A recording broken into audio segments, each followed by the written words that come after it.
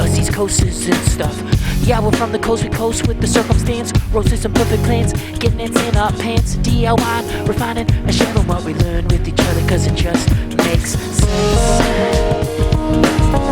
Cause we are the dance party. Our dance, yeah. Cause we are the dance party. Our dance, yeah. Cause we are the dance party. Welcome, Jonah, and thank you for agreeing to be part of this investigative study. I'll avoid asking you the much loaded question of what it is you do. Instead, I prefer to ask you, how do you define yourself as an artist, and what is your creative process?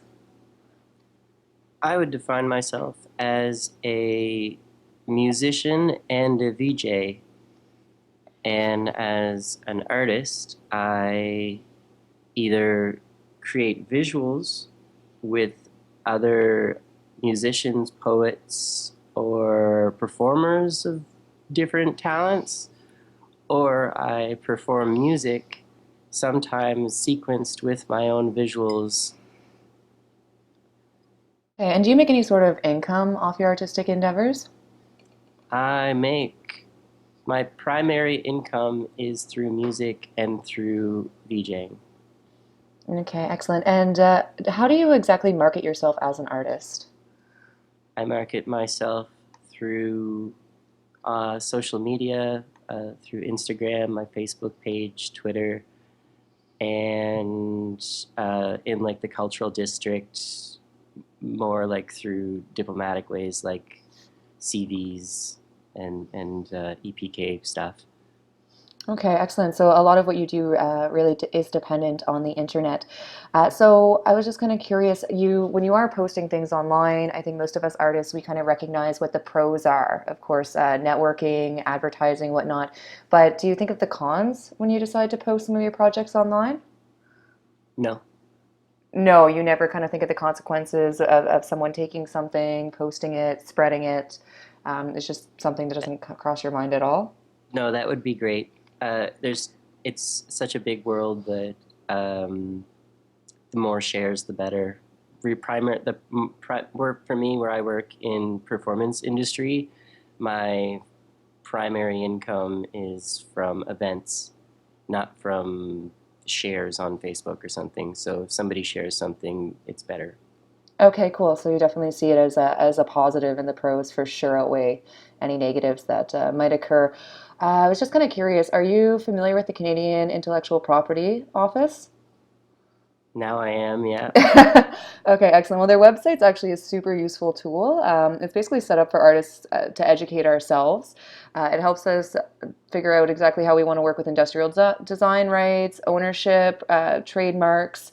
And they do provide online registration as well, which makes things super easy. They're constantly updating themselves through surveys and quizzes. I was just kind of curious, have you ever gone online and perhaps looked about copywriting some of your stuff just to protect what you are doing online? As a musician, I'm registered with SOCAN, which takes care of all of that in the audio world. As a VJ, it's really the content is on three-dimensional objects and stuff like that. So it's really not something I'm too worried about. Okay, excellent. Now, I know yourself, you're actually involved in working with a collective. You tend to do a lot of projects within the community and working with various groups of artists, which I think is a positive thing, of course.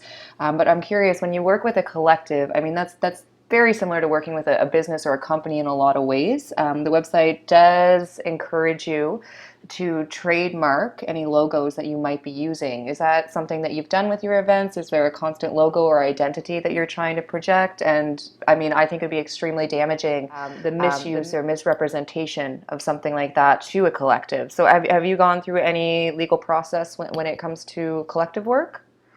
The collective has a logo that one of the members, who's a graphic designer, designed.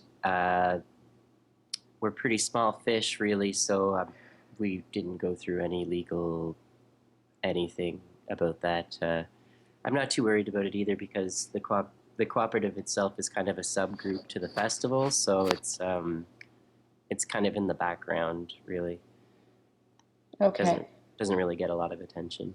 Okay, that's something that you kind of want to keep within the community to begin with. I mean, I do think that you should be a little bit wary. We talked about the pros and cons earlier of posting online, and it is really just as simple as somebody enjoying your design, and next thing you know, it's kind of it's gone everywhere. Like as much as we'd like to say we'd like to keep this within the community, that is the danger of online posting, right? Is it's very hard to contain it within the community once it's online, right? Okay. Yeah. So the other thing I wanted to bring up too was just in terms of, I know that we've kind of discussed this previously, and you're not familiar with Crystal Castles, but there was a lawsuit between Trevor Brown and Crystal Castles in 2008. Basically, I found it really interesting because in this situation, they had taken one of his designs, one of his visual designs, and used it on their album cover, which again wasn't a problem when it was a small project. However, when the album exploded and went international, of course, that's when Trevor came knocking on their door and was kind of curious where they had gotten the image for their album cover. And this situation, they claimed that they had found it on the street on a flyer, very, very innocent.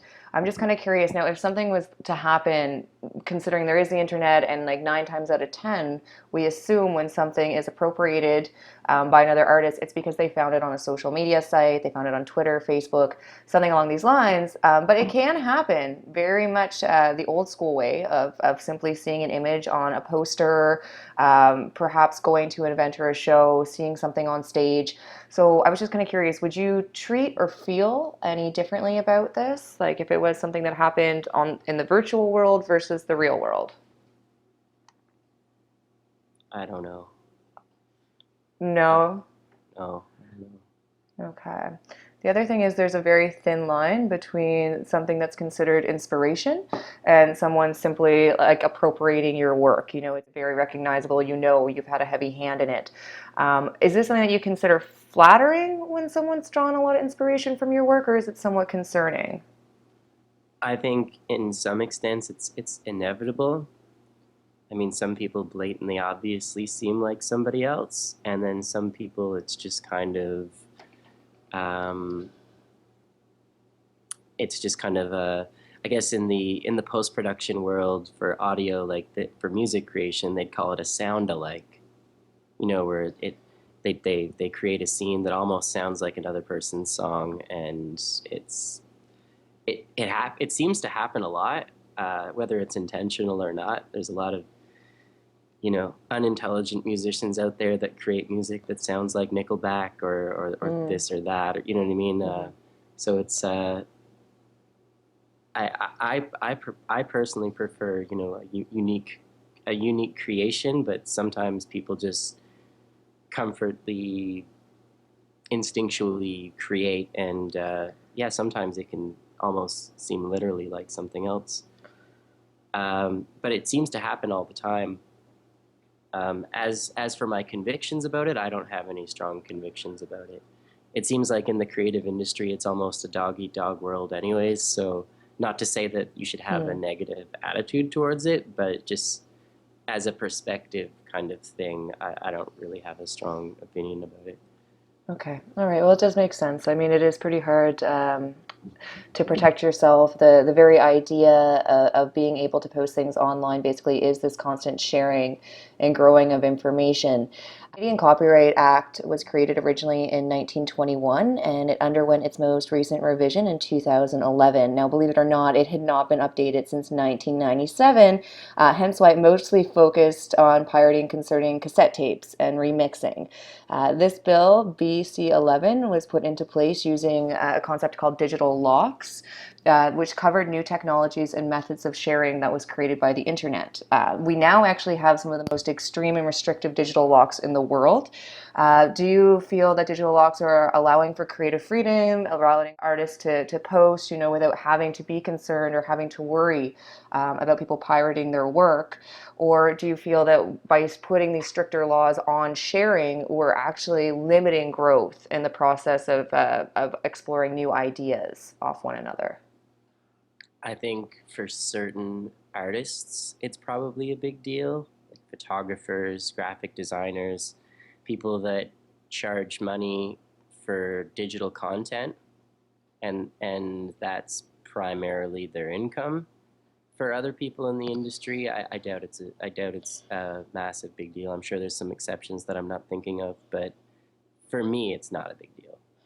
No, I definitely think in most facets that people work in. I mean, if you even think about science, if you think about technology, things like this, I guess overall I do have to agree with you because if there wasn't this constant sharing, we all think about things in a different way. So it's very easy to put something out there, and you may not have thought about it or analyzed it in a certain way, but somebody maybe working in a whole other field sees your work, and who knows where they're going to be able to take it, right? Yeah. Exactly. Well, it's just kind of stuff to think about. And of course, I'll continue to learn through this investigative study and apply it to my own work. I kind of hope some of the things that I've discussed maybe you can think of as well. I do think you have like a really optimistic and open mind of sharing and putting your work out there, which is great. And in terms of music, you definitely have yourself covered, and that's really educational for me as well. So I'm basically going to end the interview on that note. I would definitely want to thank you once again for giving me all the time, and you have yourself a wonderful day. Okay, Jonah? You too. Thank you. Bye.